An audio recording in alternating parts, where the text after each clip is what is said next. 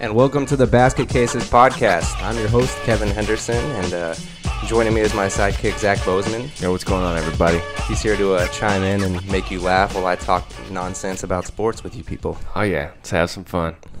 So this is my new podcast. I'm a big sports fan, and this is going to be an LA-based show, and we're going to talk any and everything sports. And as you may have gathered by the title of the show, I'm going to focus on NBA basketball because it's my favorite sport. Just a basket case. We're going to touch on the interesting stories from the week in the world of sports. I'm going to try to do an episode every week that may or may not change as we go about this, but this is the first episode, and that's the intent going forward. Zach will try to be here every week, but I might have some other guests, try to get some interviews in the future once we get this thing moving. Oh, yeah, plenty of Kev knows a lot of interesting people with good intentions. I know a few, we'll see how it goes, but anyway. You'll see. So this is the podcast. We're going to talk lots of sports. We're going to try to break up the show, talk some music, get a bit goofy with you and interesting, and you'll hear more about that in later segments on the show. If you're a listener, that's awesome, and I'm going to want to interact with you because otherwise it's just me talking to myself. So try to be a part of the show. Yeah, right. Throughout the show, I'll ask questions, and you can hit me up on Twitter or Facebook or email me. I got the website is basketcasespodcast.com. All the shameless plugs here early. You can get at me at basketcasesla on Twitter. The SoundCloud is soundcloud.com/basket-cases-podcast. That's a mouthful. SoundCloud.com/basket-cases-podcast. /cases. Slashing and dashing. So anyway, and you could also email me at basketcasesla@basketcasespodcast.com. So tell me what you think on the topics of the show. I'll ask questions throughout, and we'll address it on the next episode. I'd love to hear from you guys. That's right. It's the first show here, so let's keep it civil and constructive. Nice. And, people, we're just bringing it to you the best way we can. That's right. So we got a jam-packed show for you today. The Lakers just played. The World Series concluded tonight with the Royals getting the win over the Mets. Another good weekend in football. We'll just touch on a few games and talk about maybe the Seahawks-Cowboys and the Seahawks finally getting to 500. The Bengals being 7-0. The Broncos remaining undefeated. And we'll talk plenty of LA sports. We'll talk the Lakers, Clippers, Dodgers. Lots of NBA. So let's just get right to it. The Lakers just got blown out again, dude. Blown out. Another loss to the Mavericks. That's 0-3 to start the season. Lost 103-93, although it didn't really feel that close. Just right from the get-go, I mean, I saw some things that just the only thing that I was really happy with for just about the entire game was Julius Randle. And, the very second possession of the game, he came out, he drove, tried to use his right hand, and it was almost just like hilarious. Like everybody's talking about Julius and his left hand and needing to develop his right, and it looked like for the very first play he tried to use his right, and then we found out why he doesn't want to use his right. he heard it, and then we saw it. Maybe I'm being harsh, and maybe he got tapped or something, but it looked like he was just trying to finish a layup with his right hand, and we found out why he doesn't like to do that. Hey man, we got to start somewhere. Righty's gonna triumph one day. So the Lakers came out flat again, just like they were the other night against Sacramento. The Mavs started the game on a 15-0 run. Lakers were sloppy. There was, I think, 7 turnovers in the first quarter. Turnovers from Russell, turnovers from Bryant. Clarkson blocked a couple shots, and Randall's drives towards the basket started to pick the Lakers up a little bit when they started to wake up and try to compete a little bit. But that second unit, when that came in, when Byron put that second unit in, there were so many turnovers. And Brandon Bass and Ryan Kelly are your paint protectors, you're in trouble. That was one of my biggest notes that I wrote down. It just feels like there's layup lines and just so many easy buckets happening on the Lakers, and I just wonder what they're going to do defensively to try to stop it. Yeah, if Ryan Kelly's your main defense, I don't know, with that hair, how do you just not just juke him out, you know what I mean? I don't think you can intimidate anybody with the Sasha Vujacic look. I think he needs to be on a bicycle built for two. cruising down the Strand, and not that he's not a good ball player. No, Ryan can play, but my I'm point not is just saying paint defense. Like if Brandon Bass and Ryan Kelly are your big, imposing forces on, in the paint, you're not scaring anybody. I noticed within the first 6 minutes of that Dallas game tonight, it just looked like they were playing rec league basketball. They're just coming up, walking into jump shots, no resistance, walking into the paint, no resistance, moving the ball, just getting easy looks, and it was all because there was no intimidation from the Lakers defensively. Dallas could just carve them up with no problem. And when I was just thinking, man, what do we expect, Laker fans? Like, what do we expect? It's not going to be good if that's what your lineup's going to be Hibbert. It's just not. It's going to be a couple of years of development. It's going to be a struggle all year defensively. There's no doubt. I mean, getting Roy Hibbert in the offseason, I remember when we signed him, I was thinking, or the Lakers signed him, I was thinking, okay, I'm not really excited about this. He had a horrible year last year. Then you find out he lost some weight. He's on a contract year where he wants to get signed next year, or not get signed, but sign a new contract as a free agent next summer. Yeah. And so that's a good thing. You get a hungry guy coming in, but the way the defense is playing for the Lakers right now, it doesn't really matter if you have Hibbert just standing there in the paint, because there's so many poor rotations happening that one guy can't fix all those holes. No, never can. So Lakers were struggling the first half. They got a little juice from Randall when he started attacking the paint. It's funny that the defense just stays off of him so far, and he still just insists on driving. But he's got the quickness to kind of get a shot off still, which is what's interesting about him. That's where you can see the potential that Julius Randle has. You can see he's got some next level athleticism, and once he starts slowing down a little bit, he's gonna be a great player, I think. Develop a little more wisdom. But it's going to take a lot of time. So, watching the game, I don't know. Tell me what you guys think. If you're a Laker fan out there, why don't you hit me up and tell me what you think about our defense, the Lakers' defense. And sorry, I keep saying "our," but I'm going to try not to do that. I'm trying to be a professional broadcaster here. I don't work for the Lakers. I'm biased. I'm just doing this for fun. Even though the Lakers are the best. We're going to talk lots of NBA, by the way. We're just starting off with the Lakers rant because we're in LA. That's right. Don't forget about it. So, and we're probably going to consistently start off with the Lakers rant. That's probably going to be a theme of the show, because we're going to try to record Sunday nights. Lakers are generally a Sunday team. So that's kind of the plan, so we can give you a nice release early in the week to talk about the most recent games. Plus, right now is a great time of year. Here at the end of October, early November right now, we got baseball just ended, but nonetheless, we got basketball and football going at the same time, which is always a good time of year. Yeah, and I think we paid rent today too, which is always fun. So at least we'll have keeps us honest. We'll have a roof to protect the TV for the next month, so we can still watch sports and talk about them. Oh yeah. As long as we pay the cable bill too, I guess. Yeah, they don't take that away. So let's get back to the Lakers real quick. Just a couple more notes that I had. Randall and Clarkson were the only two starters with a field goal in the first half, and there was only a total of 8 assists in the first half. And all the while, Dirk Nowitzki was on fire. I think he had a perfect first half, didn't miss a shot, made his threes, made his twos, just looking just super comfortable out there. And in the second half, I think it was by the time the Lakers got down 18 points, that was the first time I had seen them play with a sense of urgency like they should come out with from the beginning. And Byron Scott said it after the game. He said, we need to come out to start the game like we're already down 10.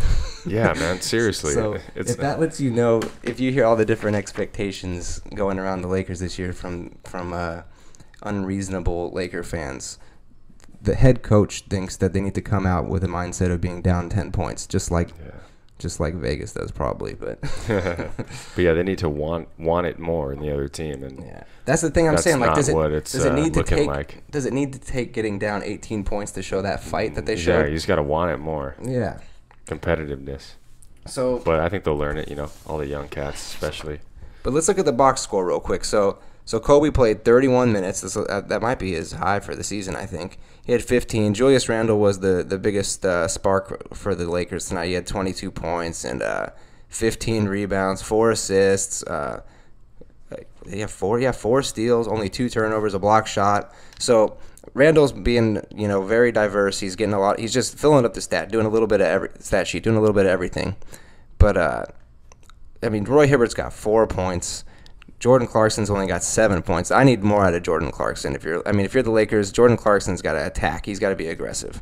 Yeah, and he was 2 for 8. That's 2 for 8. I think that Jordan Clarkson needs to be taking more than 10 shots a game, easy. Lou Williams was 4 for 12. He should be one of the leading scorers. Eventually. A stat that just jumps out at you is the Lakers shot 34 3-pointers. 34 3-pointers. Now, I hear on the radio often. I'm a big sports radio fan. You hear about the Lakers needing to adapt and shoot more threes. But here's the thing. I'm kind of an old school basketball guy. I'm not in love with the 3-pointer the way. Here's the thing. If you got Steph Curry and Klay Thompson, those are like assault rifles. Yeah. That's one thing. Shooting machines. Those guys, there's no such thing. It's almost like there's no such thing as a bad shot when those guys shoot a 3 because they're ridiculous. But here's the thing. Other teams that are making all these 3-pointers, they're making 3-pointers because the ball is moving. They have an offense that has motion, and it creates open looks that are in the flow of the offense. Right. The Lakers right now, it seems like at least half of those threes are just jacked up from well beyond the arc. A lot of them are contested or just in transition because they're being too lazy or just too, just not confident in their offense to try to get an easier bucket, so they feel like that's all they can do. And they're trying to hit home runs, essentially, for the baseball metaphor, and just try to hit threes and threes and threes because they're consistently trailing. Mm-hmm. And you look at their offense, and it looks like they just don't know what to do. They don't know where to move. Yeah, they look like they don't gel together yet, but that's, to come soon, I think, because you got all that natural talent there, young dudes. But, yeah, definitely just jacking them up because they probably don't know what else to do at this point. But, yeah. Well, that's kind of a stupid thing to say. They know what to do, but I think it's just a familiarity thing, a chemistry thing. That's more what there's chemistry and familiarity, and then there's also just kind of, like I said, like when they had that intensity kick in when they finally got down 18, it went from trying to figure out how to execute to just competing. And that was the moment where the Lakers, it didn't seem like necessarily they knew what they were doing more, but they were just pissed, and they just started playing harder. Yeah. And just that alone, let your basketball instincts take over. If you're these young guys, don't be thinking too much. Right. That's what practice is for. But once you get into the game, start playing. Just go. Yeah. And the problem is they're just taking bad shots. They don't trust the offense because it seems like they just don't know what the offense is. And that's a little disconcerting. But the last couple of points I wanted to make about the Lakers, though, one of them is about Kobe. First, you want to welcome him back. This is the first episode of the podcast. We're in LA. We care that Kobe's back. But oh yeah. But I got a question. Is this season about wins, or Kobe's farewell, or is it about developing the young guys? Because the Lakers are in a weird position right now where it's like we're trying to figure out what they want to do. We're trying to see, okay, is Kobe going to take over the fourth or not? And then the last game he said, no, after the game he said he wants D'Angelo to handle the ball more, and he wants him to, quote, call the game. So it's looking like Kobe's willing to sacrifice his role with the team a little bit and let the young guys develop. But what do we want to do? Because D'Angelo, isn't getting consistent minutes just yet. Obviously, it's early in the season. But do we care about winning and losing? Do we care about how we're winning and losing this season? Do we just want, as this entire season, just about Russell, Clarkson, and Randall getting minutes on the court, period, against NBA competition? Is that all it is? Like, what Laker fans, what do you expect and want to see from the team? What is this season about to you?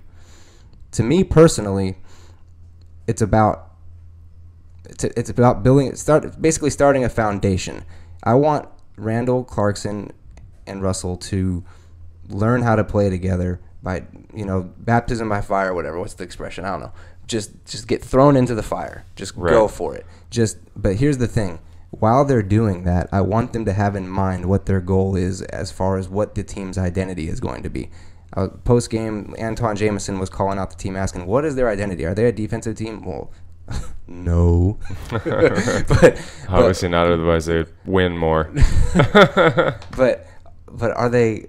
But what are they though? Are they a pick and roll team? Are they a 3-point space the floor team? Are they a post up and kick it out team. I was just thinking they just don't get easy buckets. There's the developing team.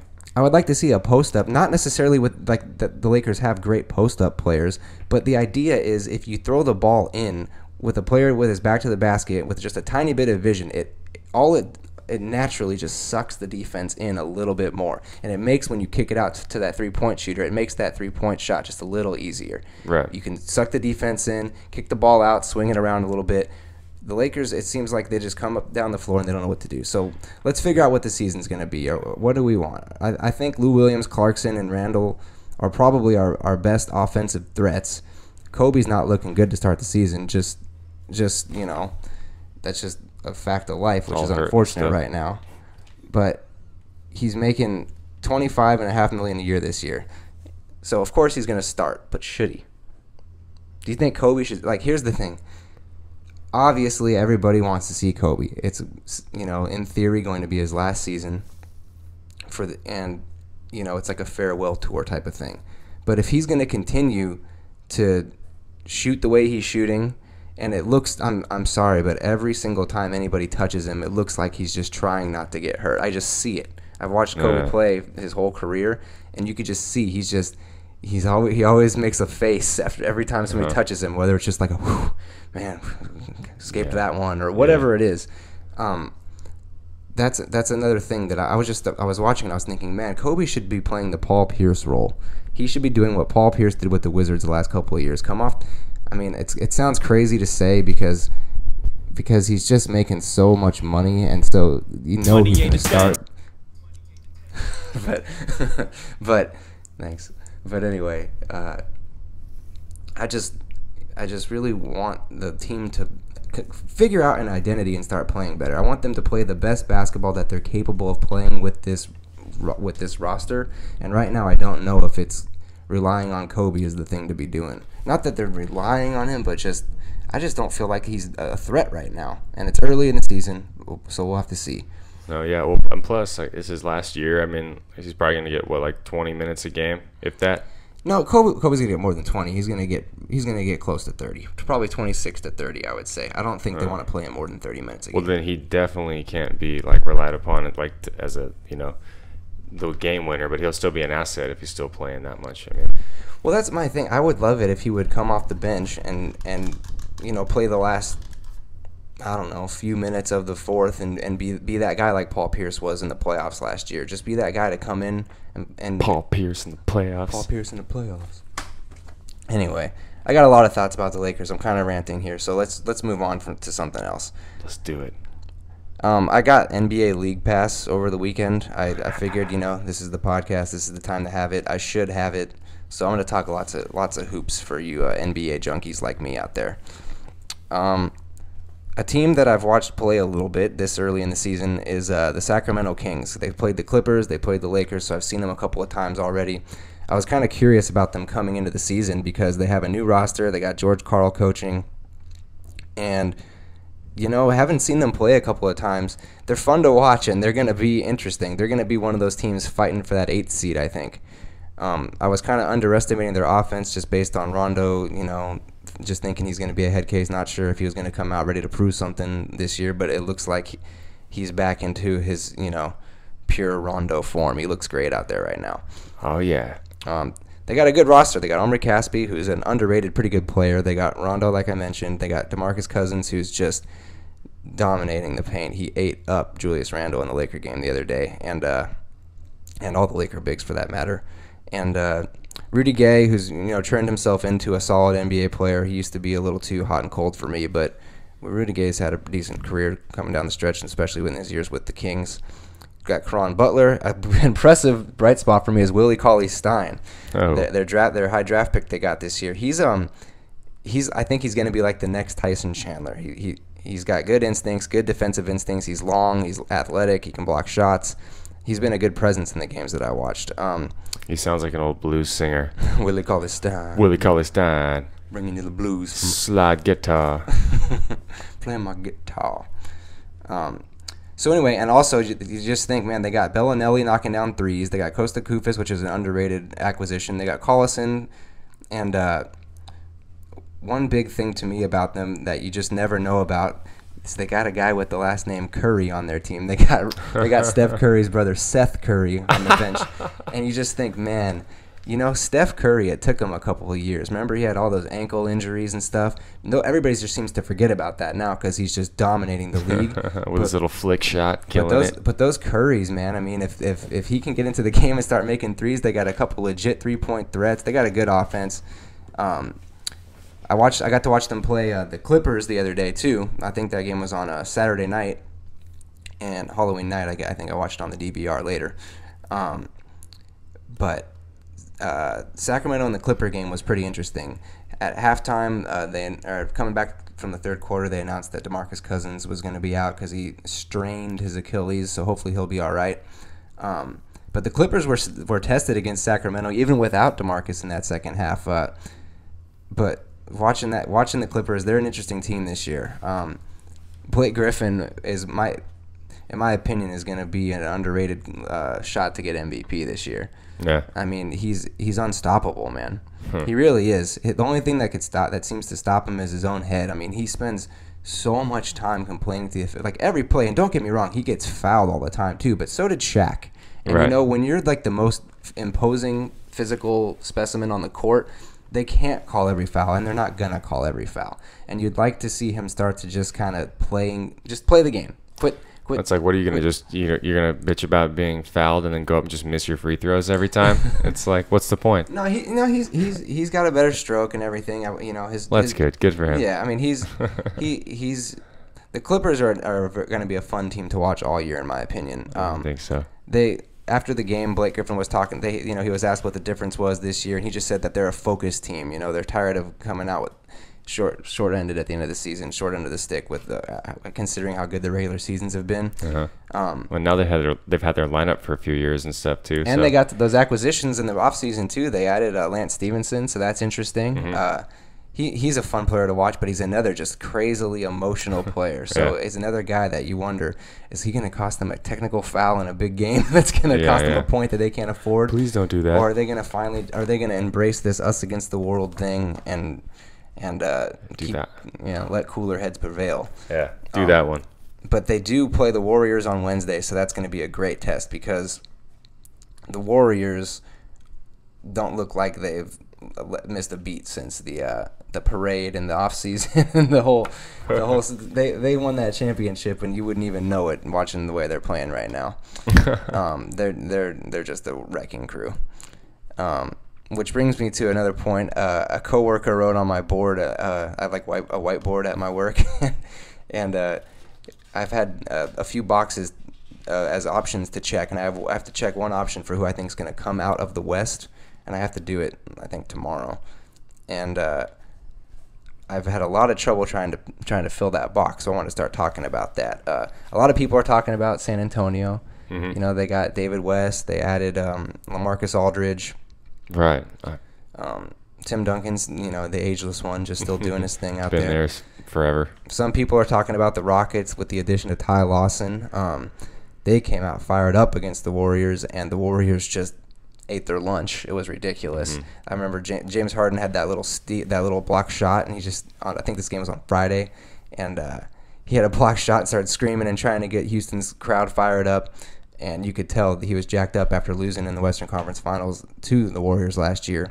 And that was, clearly a game that he had circled on his calendar based on that emotion that he showed. And the Warriors just completely had no issue just dominating them. So right now... 5, 4, 3... Is it already halftime? Halftime already. Hey, yo, it's halftime. All right, everybody. It's officially halftime. Halftime is going to happen right around the 24-minute mark as it does in an NBA game because what the hey, that's what we're doing. And halftime can be anything, all right? So check it out. We're just going to break up the show right in the middle and talk about whatever we want. Loosen, if you got a joke to tell. Did you hear any good jokes this week? How was your weekend?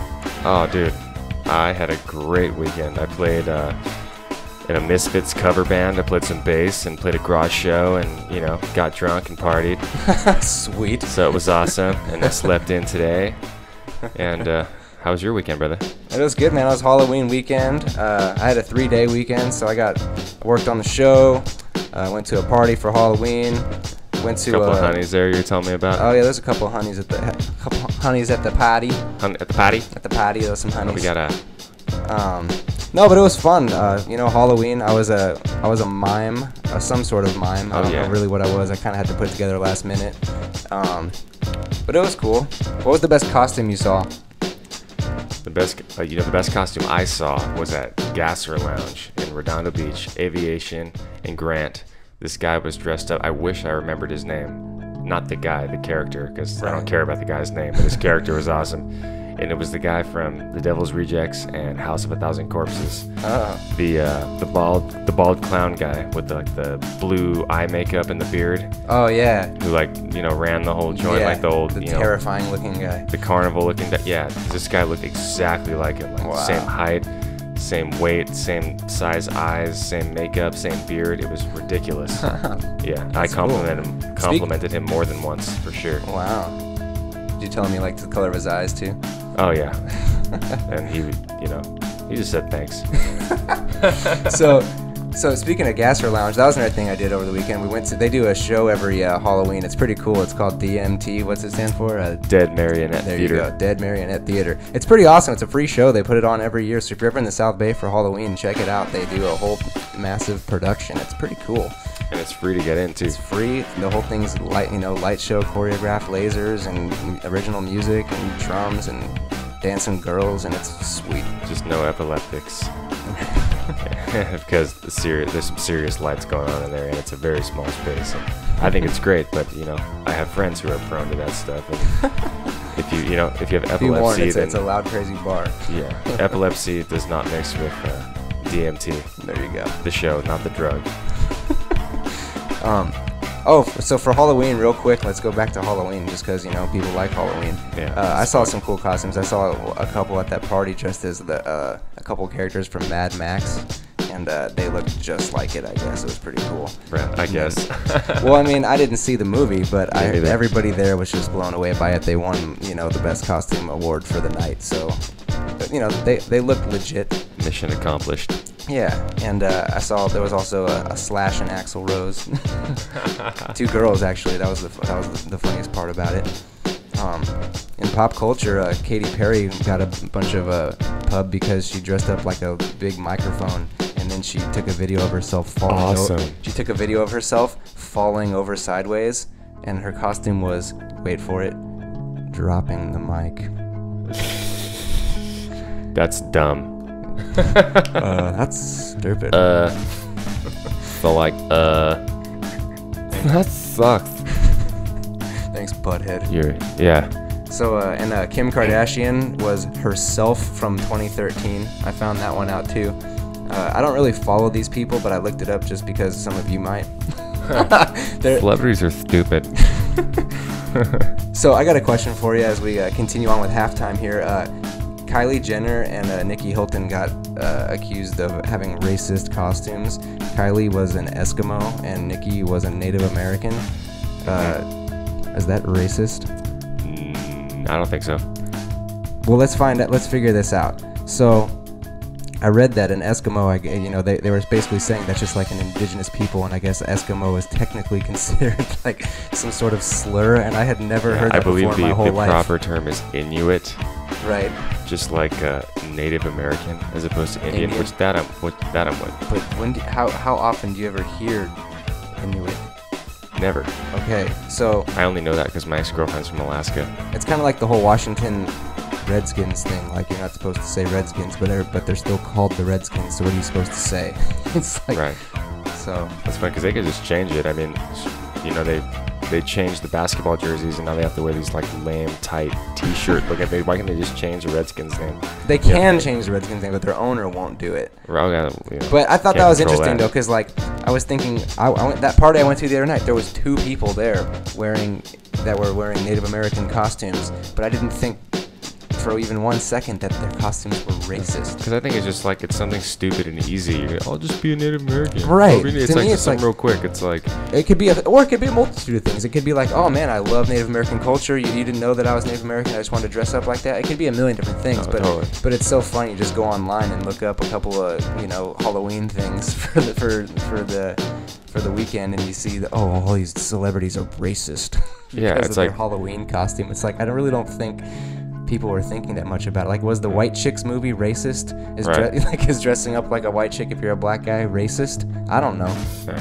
It's like I was saying earlier. I think that's the type of stuff that keeps racism alive. It's kind of like it's just so ignorant to assume that somebody's being offensive just because they dress up like a Native American or something. I mean, obviously it's different. Like if some white chick shows up to a party like in blackface, it's like obviously that's politically incorrect. Right. Now But that's the thing is, my point is like there's no universal rule about what you can and can't do as far as like where the line is, because there's a different history with every race and between every different race. So it's like some stuff's offensive, some stuff isn't. So It's Nikki Hilton too. Some stupid gives- little yeah, who stupid little cares? blonde chick wants to dress up like a Indian. It's like oh my god. whatever, dude. It's like get a life.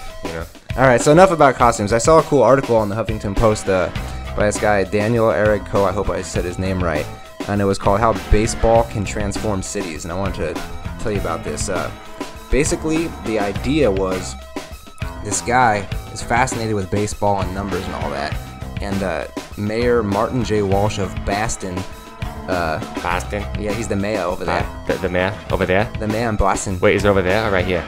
Over there. Over there. Yeah. Yeah, over there in Um, Boston. So the mayor was into this idea. Basically, they're trying to use like the theories behind baseball analytics to make the You city. mean analytics?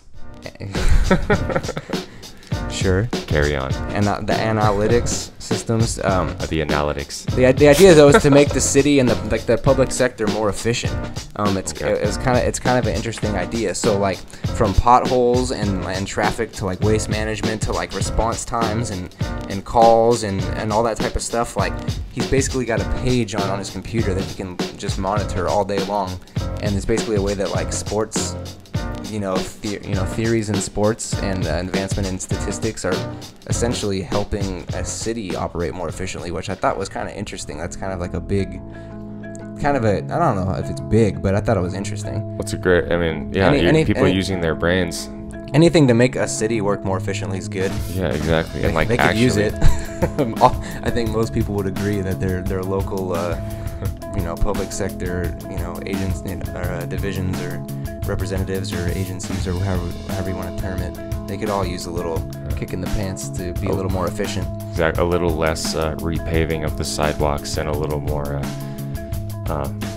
proper. Whatever's needed that was the thing that was cool about the analytics though. Like if that was what they needed, it would give them numbers about what the problems were with the potholes or what the response times and fixing things and when something breaks or it was just a cool article. Check it out. I think I will. Was that enough halftime? Let me see if we got anything else good Maybe for let's see. halftime. The only other thing I had for halftime was that Chipotle had an E. coli scare in the states of Washington and Oregon. 22 people got infected and 43 stores were temporarily shut down. So I guess if you want to take anything away from that on this show, just be a warning to everybody: support better Mexican food restaurants in your communities, because that's probably just what you should do. And we're, it's illegal to pump your own gas in Oregon. Oh, really? So I wonder if the gas station is closed down because, it's a food-borne illness, right? It's not contagious. E. coli. I don't think it's contagious, but I guess, yeah, it's in food, though. I'm stupid. So, alright. They pumped away. I'm not sure what the gas had to do with it, but I just mean, like, if they didn't want to Maybe come in 'cause they- contact with all these people, I wonder if they could close the gas stations because if there's any E. coli outbreak. nah, I don't think that's how it works. That's okay, that's though. cool. Anyway, Thinking inside the box. let's go back to a basketball, because that's fun. So that was halftime, everybody. Hope you enjoyed it. Get it. So best in the West is, I think, where we were going. I was talking about the Spurs, and some people are saying to watch out for the Rockets with the addition of Ty Lawson, and like I said, they came out fired up against the Warriors and got dominated. So right now, my top 3 teams in the West, and I think they're all going to be right there at the end, are the Warriors, the Clippers, and the Thunder. I think there's a lot of good teams in the West, as we all know, Memphis and all the other good teams in the West. But I just feel like I've really been thinking about that question my coworker wrote on my board: who's going to be my pick? And the Spurs are legit, but I just don't know if they're going to hold up. And I was kind of worried about that too with the Warriors. I was wondering if they were going to hold up because they're going to get everybody's best shot this year. They're not sneaking up on anybody. Everybody knows Steph's the MVP. Everybody knows those guys are unguardable and the best shooters I've ever seen. I mean, I've really never seen better shooters than those two guys on a team. It's crazy. Yeah. But just judging them by the way they've come out to start the season, I think they're ready for everybody's best punch, and they're trying to show everybody right now, bring it on. Yeah, that's what's going to make the season so exciting for them too, and why they could go. They could go there because they're so deep, man. Everybody on their team just knows how to play the game. They're loose now. They move the ball. They space the floor. They make the right play. They're unselfish. They don't overshoot. They don't take bad shots. I mean, they play together. They play together. Move the ball. They do.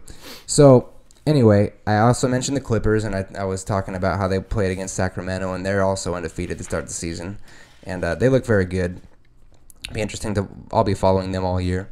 But the Thunder was my other pick, and I was apprehensive about picking the Thunder as being one of the best teams in the West. Not because they shouldn't be one of the best teams in the West, but only because of Kevin Durant's foot. I wanted to see how he came out to start the season. Yeah.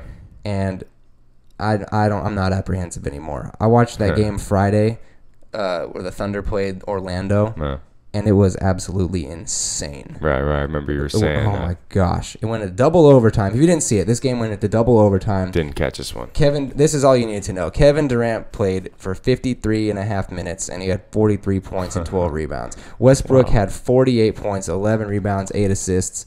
The whole team just rode those two guys' backs. They were down big in the second half, and then those dudes just flipped the switch and went nuts. And seeing Kevin Durant go for 53 minutes just makes me realize, okay, there's a reason why they were so careful with him last year. He's going to be ready to go. And if he's ready to go, and with the way Westbrook is playing right now, I mean, I might think that Westbrook is the better player on the team right now. I mean, I don't know. It's crazy to say. Kevin Durant's played 3 games since coming back from his foot, so we'll see. Maybe I'm crazy. Westbrook's got that fire. But Westbrook is just – he hit that shot to send the game into overtime, just got the ball past the half-court line and just jacked it up and made it. And, I mean, he's so fired up, and it's so ridiculous. He's probably my favorite guy to watch in the league right now. Yeah, he's emotional. So I was watching that game on League Pass, and – you'd like to see more balance in their offense. Ibaka had Ibaka. Or no, not Ibaka. Deion Waiters had only 3 points. You wonder if they have enough offense. But with KD and Westbrook just being beasts like they are, you think they could compete with anybody. I think they can. But when Westbrook hit that shot to send the game into overtime, it was funny. I was listening to the Thunder's announcers on League Pass, and they're showing Westbrook in slow motion where he's just fired up after making the shot, saying all of his MF and this and MF. You can always see the F word in slow motion from their mouth. I was just watching it, and the announcer goes, "Westbrook, I mean, it's you can't even tell what he's saying. It's like he's speaking in tongues." And I was like, "Dude, I'm pretty sure he's saying MFing N word every time." I'm MFing N word. I'm like, just watch it. It's not that hard to tell. That's exactly what he's saying. F and N, F and N. That's what he's saying. It's not tongues. It's just not. They're just trying to save face. I don't know what he's saying. No, I don't know. So we talked a lot about the West, and we got a few other sports to get to. We want to play a game coming up in a few minutes, and we got lots to get to. So I'm going to move over to the Eastern Conference real quick, and then we'll move on from basketball. In the East, I don't know about the rest of you, but when I think of the East, I just think of the Cavs. I just think the Cavs, maybe the Bulls a little bit, maybe the Heat a little bit, but that's just what I think. I don't really feel like there's a lot of threats in the East. I don't really feel like the regular season is that important in the East because LeBron's going to be taking it a little easier on his body after going through what he went through in the finals last year. He's going to have to take care of himself. Obviously, they were a team depleted by injuries with Kevin Love and Kyrie Irving going down last year. So to me, this year for them is just about being healthy going into the playoffs, getting through the East, and being ready for whoever makes it out of the West. They need to get Kyrie healthy. LeBron needs to shave his head. he started. If you haven't seen it, LeBron started growing out the mustache. He just needs to shave his head, and I think he'll look all right. He'll look like he's rocking the Karl Malone look, and the mustache will be a good look for him. He's been fighting the receding hairline for the last, basically since he was like 17. So now that he's got the mustache, genetics are a bitch. I finally have a vision for him. Now that I see the mustache, that's what he needs to do. He just needs to go bald and leave the stash. I don't think he wanted to just go bald, so I think that's where he's going with it. He could even go goatee with it if he wants to. Oh, he could do anything he wants facial hair wise. He just needs to get rid of that thing on top of his head. Yes. And the mustache was a good look though. I agree. LeBron looks good. Just shave that dome. Right. I was impressed with the Cavs the way they came out in Memphis's home opener and just whooped them after losing to Chicago in the season opener. Whooped them. You would think Memphis would be ready to go, considering Cleveland had a back-to-back, but the Cavs are going to be right there. They're going to be a great team this year. They're going to be in the finals, in my opinion. But just for kicks, we'll talk about the Bulls. I love Jimmy Butler. The Bulls. I love Jimmy Butler and Powell. But the other night I was watching the Bulls and the Pistons, and Derrick Rose had a chance to get a game-winning shot. He had all the time in the world, ball in his hands, one guy guarding him, and he refused to try to attack the basket. And basically, it's as simple as this for me. I will believe in the Bulls when Derrick Rose believes in his body. And then he tore his ACL, and now he's out the rest of the year. And we'll see him again next year. Yeah. That's what it feels like every year, right? It's just ridiculous with him. It's like, man, it's frustrating because we know how fun of a player he is to watch when he's healthy. So, I was watching that, and I was just thinking, man, the Bulls are going to go. I mean, Jimmy Butler is probably their best player. I love, I can't remember his name right now, but the European guy they got on their team. I'll think of it, and we'll talk about it next week. But they have a few good players in their roster right now. They're running a different style now that Thibodeau is out of there. A little more open on the offensive end, but they're going to have to figure it out. Jimmy Butler's got the hair, too. I remember, like, the little kid on the Burger King cup. When we were kids, you had like the little characters on there. And there's one little kid with the flat top and the basketball jersey. Don't remember. Looks like Jimmy Butler, man. That's hilarious. Yeah. That's probably what he was going for. I bet. That or the Fresh He's Prince. about our age, isn't he? Yeah. He'd remember Burger King at that time. The good times. And the last team in the East real quick was Miami. Just to say, I was excited at the start of the season. Just, having Wade and Bosch coming back from the blood clots. That's a good story. I'm happy to see him come back. But I'm just not crazy about them yet. They had a nice win against the Rockets at home today. So the Rockets are struggling to start the season, but we'll see in the East. Let's move on to the NFL. Actually, let's do the World Series first. That's a little bigger deal right now. The Royals just beat the Mets tonight, 7-2, and they won the World Series, 4-1. My only real thought on this, I'm not going to talk a lot of baseball. Obviously, this is the last game of the season anyway, so we'll just touch on it real fast. But the thing that I took away from that is I think there's something to losing in a championship round, no matter what sport, and then coming back the next year and giving yourself a better chance at winning it. Right. I think, a lot of people talk about experience. I mean, some people are just born to play. Magic Johnson came into the NBA rookie year. He was rookie of the year, won, the championship. Some people are just born to play. They don't need the experience is overrated for some of them. But for a team, I think that there is definitely something to, getting to a final round in whatever the sport may be. Right. If you look at it, the Royals went to the World Series last year, lost to the Giants, and they had that taste. And they've had a bitter taste in their mouth. They wanted to taste the champagne. They could feel it. They were in the last game of the season, and they came up short. So going into this series with the Mets, you're thinking, okay, what's going to give? The Royals got a crazy bullpen, crazy lineup, just bats 1 through 9 can all hit, and the Mets just had that insane starting pitching, and they're just so hot. They are. And they the were. Pitching, man. Oh, they were, yeah. They were. They were. And the Royals just ate them up. They had no problem with them. And I feel like that has something to do with it. Getting all the way there last year and just feeling that disappointment, you're so locked in. You're so ready. You're not just happy to be in the World Series because you know that what that feels like already. And then you know what it feels like to lose it. Yeah. So I'm betting money on the Mets for next year. Right, there you go. Well, because, I mean, it happens a lot. Like, if you, the 08-09 Lakers losing to Boston, coming back, they won. The Heat, when they lost to Dallas in 11 and came back in 12 and 13. The Spurs losing to Miami in 13 and coming back in 14. Even the 84-85 Lakers, I mean, it happens a lot. You know, a lot of times when a team gets all the way, they just got to lose to learn how to win. And it's an interesting thing. So that was the World Series. The coolest story probably out of the World Series, I don't know if it was cool, but fascinating, I would say, was the Edison Volquez story, the Royals pitcher. I guess his father was ill, and the family knew about it, and his father passed away just before he was scheduled to start Game 1 of the series. And I guess everybody knew, it was like Fox knew, and his wife requested to the team, and the team got the word out that they not inform Edison before his start.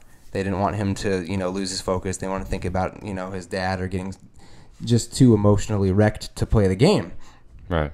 And I've heard a lot of different takes on this, and I wanted to, I guess I'll give mine first and then ask yours. But I was thinking, well, there's so many different ways to go about it. I mean, if you're a person who's experienced loss and you know how you'll handle it, maybe Edison knew in advance. He told his wife, he was like, look, if anything happens, I don't want to know about it. My dad would want me to pitch in this game, and I don't want to leave my emotional state up in the air going into that game, not knowing how I'm going to react, or maybe knowing that he would react poorly. Maybe you never know what the story was behind it being kept a secret from him until after his start. You just don't know. You don't know. And so that's what I thought was interesting. Obviously, the team and the news outlets tried to respect his wife's wishes, and he was emotional tonight after getting the win. Mentioned his dad in his post-game interview. But I wanted to ask you, where do you think the line is drawn? Some guys I've heard say, I'd want to know no matter what, and the argument would be, let it be, my choice to see how I handle it and things like that. I've also heard, that people would just be upset because, this is just sports, and it's, there's a million different ways to look at it. Exactly. But if you're you're about to start, Game 1 of the World Series, that's just about every baseball player's dream from the age that they pick up a ball. So It's more than just sports, especially with a father-son type of relationship. I mean, you'll go and look at Michael Jordan. When his dad passed, he left basketball. He went and played baseball for 2 years. He had that connection with his dad. And so it makes you think, well, maybe this was bigger than just starting a game to him, and that's why they handled it the way they did. But what do you think? That's the thing. Obviously, I don't know the guy, so it depends. I mean, I don't know if he had a good relationship with his dad. Well, where do you want to draw? What do you think about the issue overall, though? I think I would want to know if I were him, and because that's reality. It's like, yeah, you're playing a game, right? I know it's the World Series, but you can use it to pump you up, or you can use it to break you down, or. But do you know how you would react hearing that news? Like, I've lost people in my life, and it's devastating, and I know that I wouldn't be at my competitive best if I'm thinking in a sad state of mind.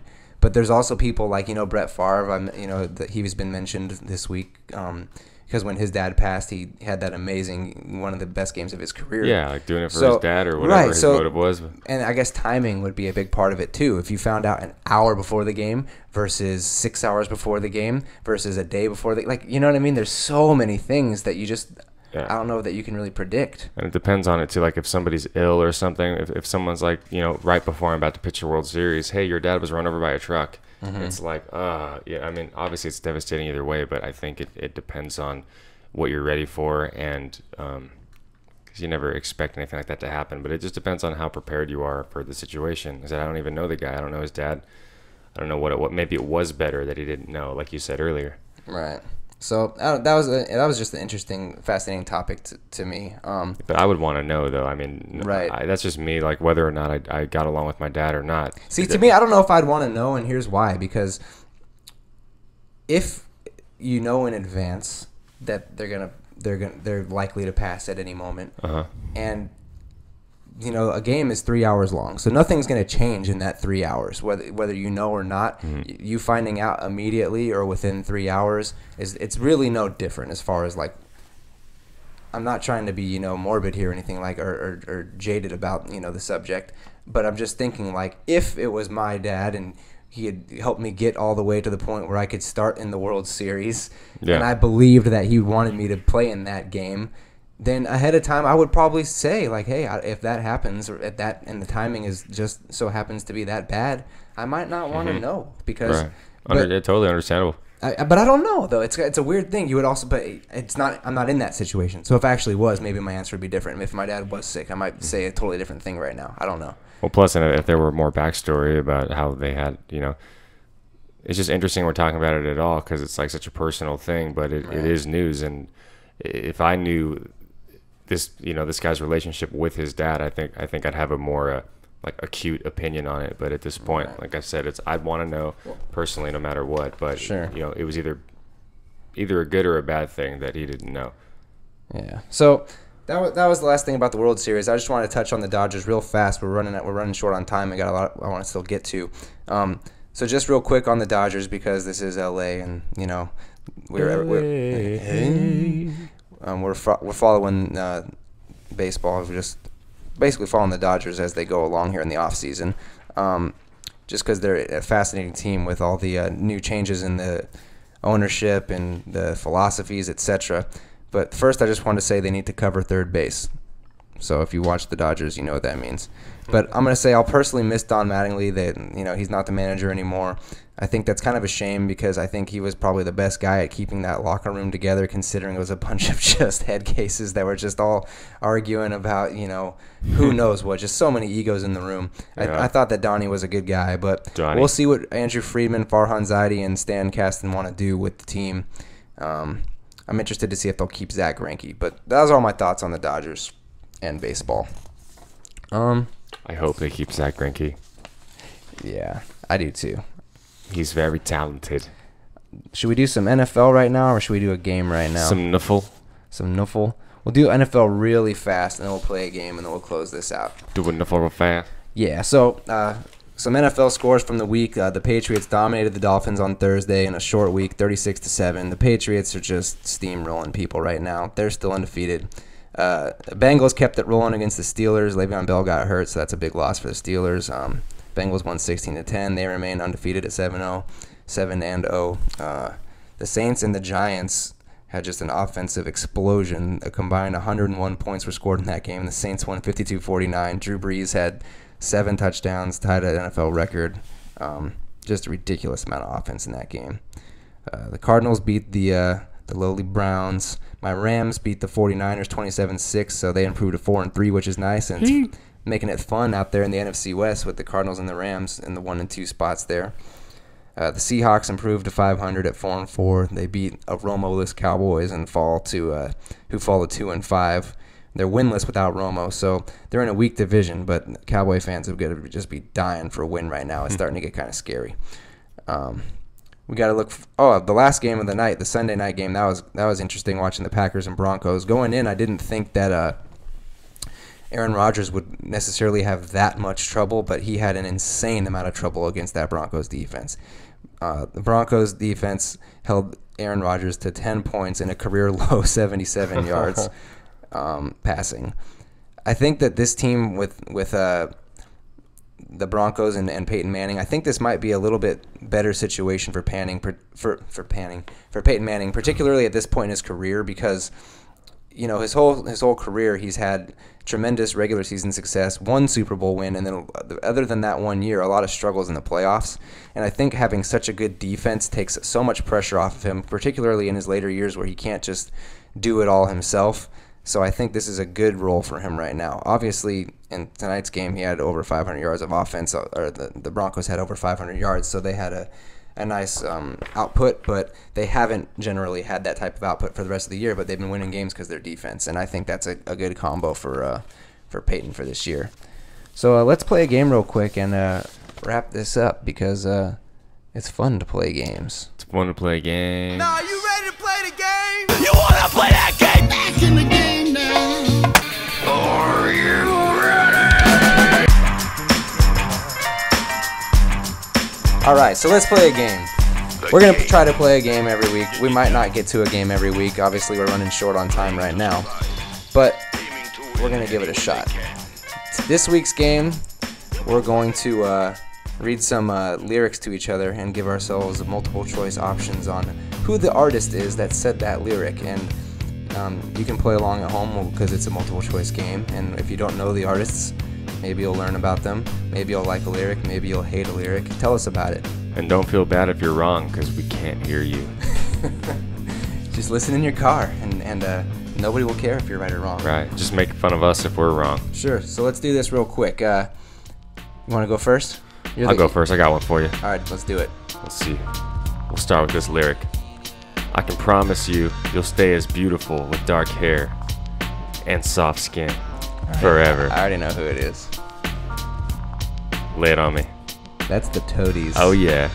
And it's funny, too, because I forgot that was part of the music, what we're doing tonight. And the Toadies are awesome, very appropriate. An awesome band because everybody knows that song, but nobody knows that that's the Toadies. Possum Kingdom. That album kicks ass. Well. Oh, yeah. That's an awesome song. Great, underrated, one-hit wonder 90s band that made a great record.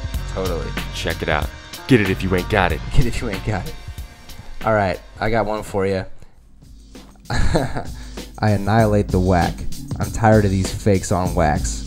We all want to shine, but we all don't seem to have the mind to design schemes that align teams. Just a crime scene of blind teens in the rap kingdom where cats keep bling-a-ling-a-lingin'. Is that KRS-One, RZA, Exhibit, or Poetic, aka the Grim Reaper? Shit, I'm going to say KRS-One because that was my gut earlier. Yeah, I forgot to be wrong. That was the Grim Reaper. That's a Gravediggers lyric. Oh, nice. Bling-a-ling-a-lingin'. Your turn. All right. Next lyrics here. We got back in the days of Lees and DVDs. Back in the days of Lees and DVDs? What is it? Back in the days of Lees and DVDs. I grew up deceived by wicked enemies. Oh, that's Gravediggers too. I know. It's funny we both did a Gravediggers Yeah, one. we did. Zach and I have a long standing relationship together with the Gravediggers album, or a couple of their albums. So we reference those a lot. That's one of the records that got me into rap music, hip hop music. The love for it forever. Totally. And that's another one you gotta Right, get if you ain't got. Bring tougher lyrics next time. All right. Next. I know. I got one. I'm a moth that just wants to share your light. I'm just an insect trying to get out of the night. Is that A, Incubus, B, The Joy Formidable, C, Radiohead, or D, The Electric? I'm gonna say Joy Formidable. Wrong again. That's Radiohead. Okay. All I need. You're all I need. Yeah, I don't listen to them. No. That's a good song, though. Yeah, that's a good song. All right. Lay one more on me. Go for it. All right, one more. Let's see. I thank you, sly, watchful Gene. A plastic life upon my sleeve. If you've followed this far, you've realized nothing. What are the options? We got Oasis, Joy Formidable, Noel Gallagher, or Bush. Bush. It's Joy Formidable. Oh, man. Nice. Oh, yeah. You got me on that one. Oh, there you go. I should have known that. All right, I'm going to do one more, and then we'll wrap this up. Right. Let's see. You want to do the funny, like the one that neither one of us would know, but I looked up just for the sake of the show? Hell yeah. Or do you want the one that's just a better lyric? Lay them both on me real quick. Let me guess. All right. I bet these memories follow you around. You Eminem. see me in That's hindsight, tangled up with you all night, burning it down. Someday when you leave me, I bet these memories follow you around. Is that A, Beyonce, B, Rihanna, C, Taylor Swift, or D, Nicki Minaj? Jesus. What was the first? Beyonce. The second one? Rihanna. Her.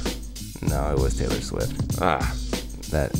I'm okay with not knowing that. Yeah, I didn't know it either. I don't even know what song it is. I just Googled it. I know. Because I thought it would be funny. It is funny. I'm going to save the other lyric because I don't want to waste it. Don't waste it now. I'll save it. We don't have time for it. That's basically the whole reason why. ready. So anyway, let's wrap this up. This is the first episode. If you made it this far, I mean, you're a trooper. We're going to get better. I'm going to get better. But it was fun having Zach on the mic with me this week. Oh, yeah. We'll see you next week. And One thing I do want to, we didn't have time for Strictly Hip Hop either. Okay, stay tuned next week. We'll definitely do Strictly Hip Hop. Yes. It sounds like the lyric game that we just played was probably the same thing as that, but believe me, it's different. We're going to do a segment called Strictly Hip Hop, and, you NBA heads out there that like hip hop like we do. It'll be something fun for you to tune into every week. When you want to go have dinner with somebody and you're trying to find a parking spot. Sure. And you can't find one at all. Sure. It's nothing like that. It'll be cool, in other words.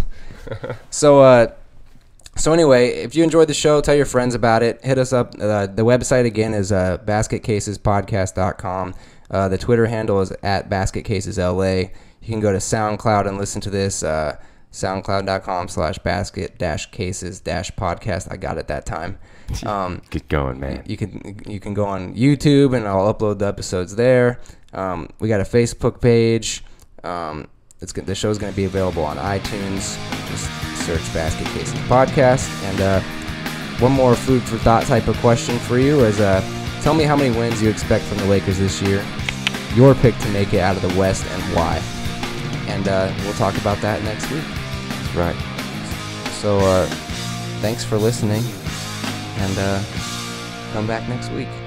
And remember, you're just a basket case. You're just a basket case. Cheers. Bye, everybody.